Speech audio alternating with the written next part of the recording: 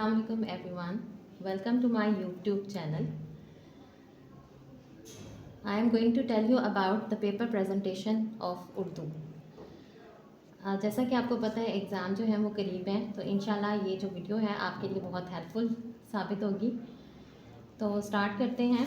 एक तो आपको पता है ऑब्जेक्टिव टाइप पेपर होता है जिसके लिए बबल शीट्स जो हैं वो प्रोवाइड की जाती हैं, वो आपने फिल करनी होती हैं। अभी जो मैं आपको पेपर दिखा रही हूँ ये सब्जेक्टिव टाइप है और इसमें सबसे स्टार्ट में जो क्वेश्चन सॉल्व किया गया है वो हिस्सा नज़्म का है। तो ये देखें जिस तरह से ये लाइंस जो हैं ये ड्रॉ की गई हैं, अगर ये आप इस तरह से ड्रॉ करते हैं तो पेपर प्रेजेंटेशन बहुत अच्छी हो जाएगी और आपका इंप्रेशन बहुत अच्छा पड़ेगा। तो हिस्सा नज़्म की हेडिंग देंगे जी और उसके बाद लिखेंगे जी नज़्म का उन्वान, और नज़्म के उन्वान के बाद शायर का नाम। इसके अलग से नंबर जो हैं वो दिए गए होते हैं पेपर में। तो आपने हिस्सा नज़्म जो है वो इस तरीके से शुरू करना है और मार्कर जो है वो कटने मार्कर जो हैं वो अवेलेबल होते हैं मार्केट्स में। इसके अलावा लाइंस लगाने के लिए भी मार्कर जो हैं वो अवेलेबल होते हैं। तो हिस्सा तशरीह देखें जी, ये अच्छा जी। अशार की तशरीह के लिए बेस्ट वे क्या है कि हमें जो भी कोटेशन आती हैं, ज़रबुल इमसाल आती हैं, कोई आयत या हदीस का हवाला आता है तो वो कोट किया जाना ज़रूरी है और प्रॉपर्ली साइंस के साथ जो हैं वो ये चीज़ें जो हैं आप कोट करेंगे। तो ये यहाँ तक जो है वो पहले शेर की तशरीह जो है आप देख सकते हैं उसकी लेंथ कितनी है, ठीक है। मफहूम अगर आप लिख देते हैं 2 लाइन्स का तो वेल एंड गुड, अगर नहीं लिखते तो भी ठीक है क्योंकि ये रिक्वायर्ड नहीं होता। तो आगे हम चलते हैं। शेर नंबर 2 की तशरीह चेक कर लें वो कितनी लिखी हुई है इस बच्ची ने, और इसमें भी अशार के हवाला जात जो हैं वो दिए हुए हैं। उसके बाद आता है जी हिस्सा गज़ल। गज़ल आपको पता है गज़ल का नाम नहीं होता, इसलिए गज़ल के शायर का नाम मेंशन करना जो है वो ज़रूरी है। तो यहाँ पे देख लें शेर नंबर 1 की तशरीह जो हिस्सा गज़ल की गई है वो इस तरह है और दूसरे अशार के हवाला जात जो हैं वो दरमियान में दिए गए हैं। तो आप देख लें कि लेंथ जो है वो 1 शीट की लेंथ जो है एक शेर के लिए इनफ है। चलें जी, नेक्स्ट हम बात करेंगे सबक के खुलासे की। सबक का जो खुलासा है इसके लिए ये चीज़ें लिखना जो हैं वो नेसेसरी हैं, जिसमें सबक का उन्वान आ जाएगा। जैसे देखें इस बच्ची ने लिखा हुआ है ओवरकोट, मुसन्निफ़ का नाम आ जाएगा ग़ुलाम अब्बास, सिन्फ यानी कि जो टाइप है वो क्या है, ठीक है, अफसाना है, नावल है, कहानी है, दास्तान है, क्या है, ठीक है। तो इस ये जो ओवरकोट है ये अफसाना है ग़ुलाम अब्बास का। माखज़ यानी कहाँ से ये डिराइव किया गया है, कहाँ से लिया गया है, कौन सी बुक से लिया गया है, जाड़े की चांदनी, ये इसका माखज़ है, ठीक है जी। खुलासा स्टार्ट करेंगे और खुलासे का मतलब आपको पता है कि खुलासे में ये नहीं किया जाना चाहिए कि पूरा का पूरा चैप्टर जो है वो लिख दिया जाए। खुलासा प्रिसाइज वे में जो है वो लिखा जाता है, ठीक है। तो ये आप देख सकते हैं खुलासे की लेंथ जो है इस बच्चे ने कितनी लिखी हुई है। 2 साइड्स जो हैं एक शीट की 2 साइड्स खुलासे के लिए इनफ है। चलिए थी अब हम बात करेंगे नज़्म के खुलासे की।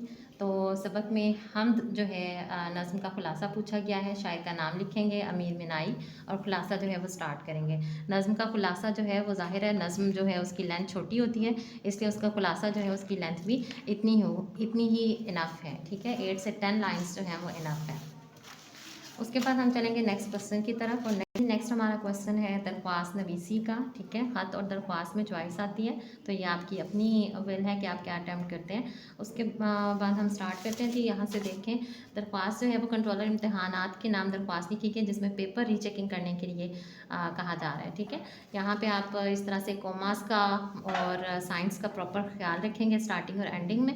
तो ये देखिए यहाँ पे उन्वान लिखना जो है वो बहुत ज़्यादा ज़रूरी है कि किस चीज़ के मुतालिक दरख्वास्त जो है वो लिखी जा रही है, ठीक है। तो इसकी लेंथ आप देख लें 1 पेज की लेंथ जो है वो इनफ है इसके लिए। अब हम बात करेंगे रुदात नवीसी की। आपको पता है पेपर में मुकालमा आबिदी और रुदात के दरमियान चॉइस आती है। तो ये जो रुदात है ये लिखी गई है जलसा ईद मिलादुन नबी की रुदात है। और रुदात क्या होती है, स्टूडेंट्स किसी भी इवेंट के तमाम जुज़वियात जो हैं वो बयान किए जाते हैं स्टार्टिंग पॉइंट से एंडिंग पॉइंट तक, उसको रुदात कहते हैं, ठीक है। तो ये महफिल मिलादुन नबी की रुदात जो है वो लिखी गई है और आप देख लें इसमें स्टूडेंट ने बाकायदा तौर पर तलावत का आगाज़ किसने किया और फिर नात रसूल मकबूल किसने पेश की, और इसके अलावा यहाँ पे अशार जो हैं वो नातिया और हमदिया अशार जो हैं वो लिखे गए हैं। तो यही चीज़ जो है आपके पेपर को अट्रैक्टिव बनाती है और ये बात हमेशा जहन में रखें, शेर वही लिखें जो कि आपको मुकम्मल तौर पर सही आता हो।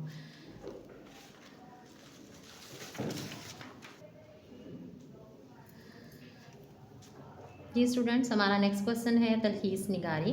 तलखीस निगारी क्या होती है? हमने मोस्ट प्रिसाइज कर देना होता है अपनी पैराग्राफ को।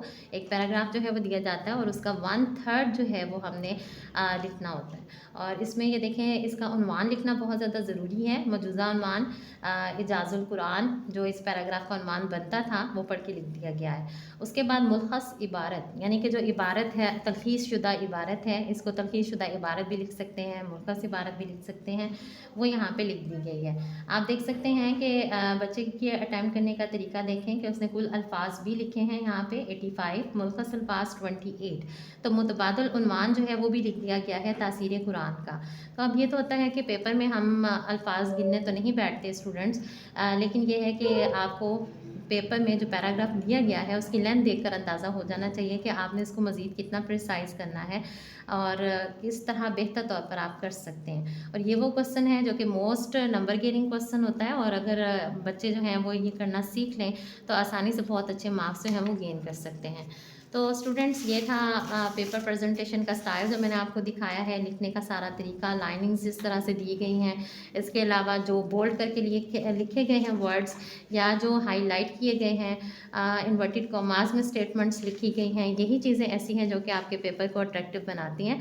अगर आप इस वीडियो के मुताबिक अपने पेपर को सॉल्व करने की कोशिश करेंगे तो इंशाल्लाह बहुत अच्छे मार्क्स गेन कर सकेंगे। Best of luck to all my students. अल्लाह हाफिज़।